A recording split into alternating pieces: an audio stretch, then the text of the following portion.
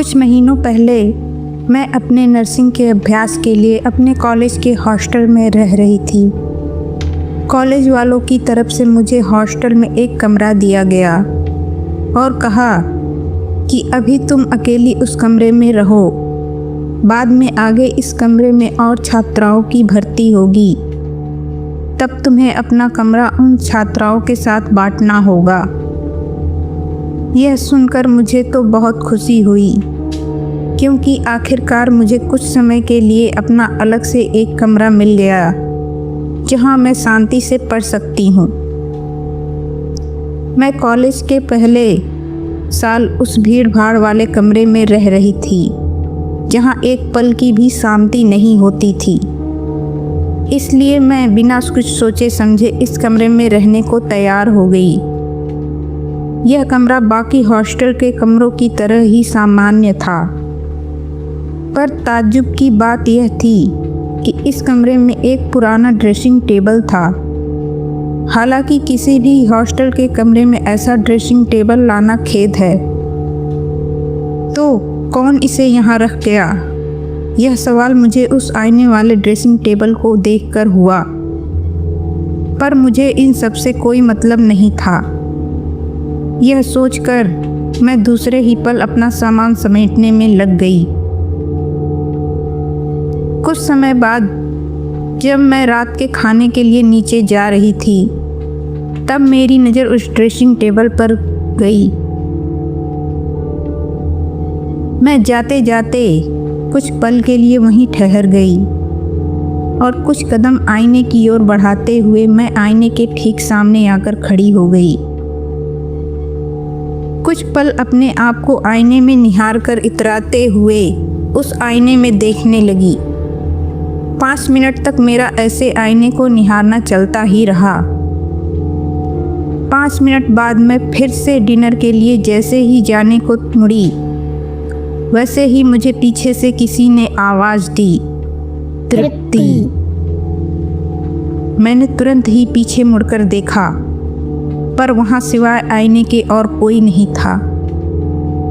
मैं उस आवाज़ को नज़रअंदाज करने लगी और बाहर निकल आई। आधे घंटे बाद मैं फिर से अपने कमरे में लौटकर टेबल पर पढ़ाई करने बैठ गई। पढ़ाई करते हुए मुझे 2 घंटे हो गए थे, इसलिए मैं थककर अपना सिर टेबल पर लगाकर आराम करने लगी।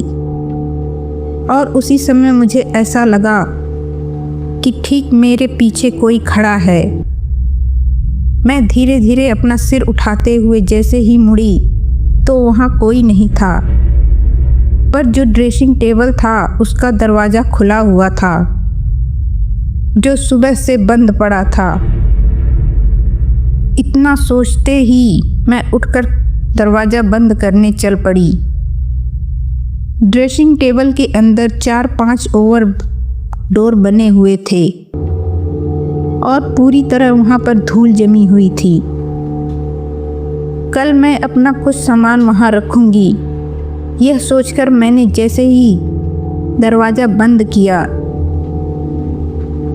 तभी आईने में मुझे ठीक मेरे पीछे एक लड़की खड़ी दिखी, जिसका चेहरा मैं देख नहीं पाई क्योंकि मैं तुरंत ही पीछे मुड़ गई। पर वहाँ कोई नहीं था, इसलिए मैं फिर आईने में देखने लगी, पर अब मुझे मेरे पीछे और कोई दिखाई नहीं दे रहा था।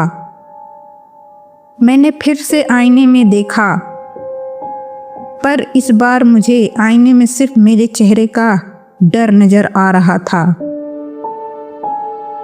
मेरी जगह इस पल कोई और होता तो शायद इन सब बातों को नज़रअंदाज कर देता, पर मैं गांव से हूँ और अच्छे से जानती हूँ कि अब तक जो इस कमरे में मेरे साथ हो रहा है यह कोई मेरा वहम नहीं है। और तो और इस कमरे में मेरे अलावा भी कोई और ज़रूर है जो अपनी मौजूदगी का एहसास मुझे बार बार करवा रहा है। इसलिए बिना समय गंवाए मैंने तुरंत फैसला किया कि सुबह होते ही मैं अपना कमरा बदल दूंगी। इतना सोचते हुए मैं अपने बिस्तर पर लेट गई और भगवान का नाम लेके सो गई। सुबह होते ही मैं अपने हॉस्टल की वार्डन के पास गई और मैंने अपना कमरा बदलने की इच्छा उनके सामने जाहिर की, पर उन्होंने मेरी बातों का ज़्यादा ध्यान नहीं दिया और कहा, अभी सारे कमरे भरे हुए हैं, इसलिए तुम्हें वो कमरा दिया गया है। वैसे भी कोई बड़ी वजह हो तो बताओ, ऐसे ही हम तुम्हें कोई और कमरा नहीं दे सकते। मैं जानती थी कि इनका यही जवाब होगा, पर अब सवाल यह है कि मुझे आखिर अब क्या करना चाहिए। इतना सोचते हुए मैं अपने कमरे की ओर चल पड़ी। मैंने कमरे में आते ही कुछ मिनट के लिए उस आईने की ओर देखा और फिर अपने बिस्तर पर आके लेट गई। जैसे मैंने अपना सिर तकिए पर रखा, वैसे ही मैंने देखा एक लड़की उस आईने से निकलते हुए कमरे के बाहर चली जाती है, वो भी बिना दरवाज़ा खोले। यह सब देखकर मैं हैरान रह गई और चुपचाप अपनी चादर सिर पर ओढ़कर सोने लगी। डर के मारे मैं पूरी रात ऐसे ही जागती रही और सुबह होने का इंतज़ार करती रही। जैसे ही सुबह हुई, मैं फिर से हॉस्टल की वार्डन के पास गई और उनसे रिक्वेस्ट और प्लीज़ आप मुझे कोई और कमरा दिला दीजिए। इस बार उन्होंने मेरी बात मानकर मुझसे कहा, तुम 1-2 दिन रुक जाओ, मैं तुम्हें कोई दूसरे कमरे में शिफ्ट करवाती हूँ।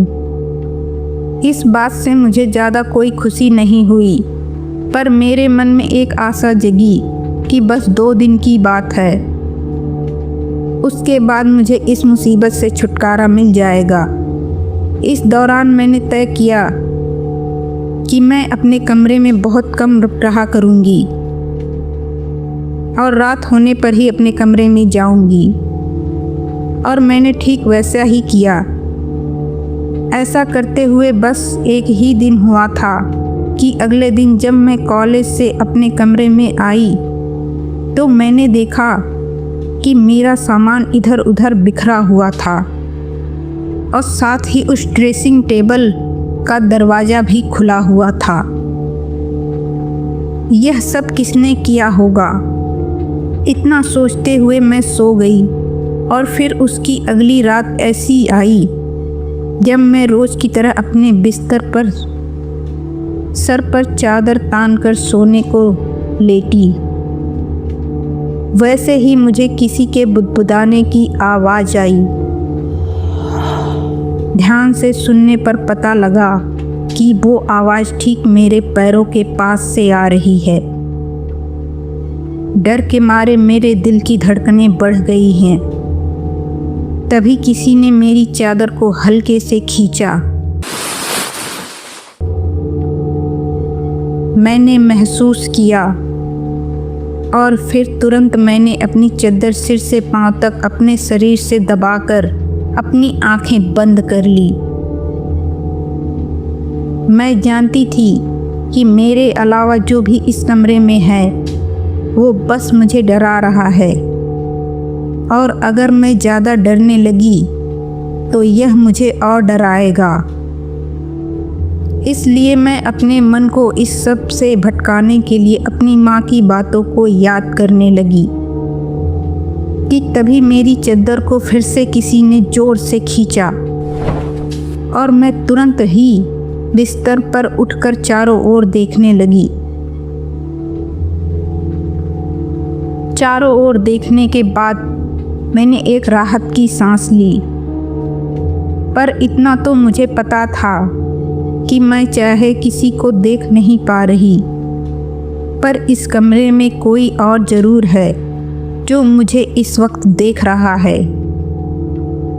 अगर यहाँ मैंने किसी से कहा तो सब मुझ पर हंसेंगे। या कोई मुझ पर भरोसा नहीं करेगा। जब तक दूसरा कमरा नहीं मिल जाता तब तक मुझे यही रहना होगा। पर जो कुछ भी मेरे साथ हो रहा है वो कब बढ़ जाए यह पता करना मुश्किल है। यह सोचकर मैं खड़ी हो गई और उस आईने के सामने जाकर आंखें बंद करके एक गहरी सांस लेते हुए मैंने कहा, जो कोई भी मेरे साथ इस कमरे में है, मैं चाहती हूँ कि वो मुझे यहाँ शांति से रहने दे और खुद भी यहाँ शांति से रहे। इतना कहते हुए मैंने अपनी आंखों को धीरे से खोला। तभी उस आईने में मुझे फिर से वही लड़की दिखाई दी, पर अब वो शांत होकर मुझे देखे जा रही थी। मैंने अपनी मुट्ठी को कस के बंद किया हुआ था कि अगर वो लड़की एक कदम भी आगे बढ़ाएगी तो मैं तुरंत इस कमरे से भाग जाऊंगी। पर ऐसा कुछ हुआ नहीं। मेरे कमरे में एक अजीब सी शांति छा गई। आईने में एक धुंध सी पसर गई और अब वो लड़की उस आईने में नहीं दिख रही थी। इसी के साथ मैंने अपने आंखें बंद कर अपनी माँ को याद किया, जिस वजह से मुझ में इतनी हिम्मत आ पाई। मेरी माँ ने ही मुझे कहा था कि जब यह सब चीज़ें हमारे साथ हों, हम उनके रास्ते में खड़े होते हैं। इसलिए जब ऐसा कुछ हो तो उन्हें कह देना कि आप हमें शांति से रहने दो। और अगले दिन मैंने वो कमरा खाली कर दिया, क्योंकि मैं जानती थी कि आगे और मेरे साथ इससे भी अच्छा या बुरा हो सकता है। वो लड़की कौन थी जो बार बार मुझे डराए जा रही थी? आज भी मैं यह सब सोच के घबरा जाती हूँ और उस कमरे की ओर दोबारा मैंने पलट कर नहीं देखा।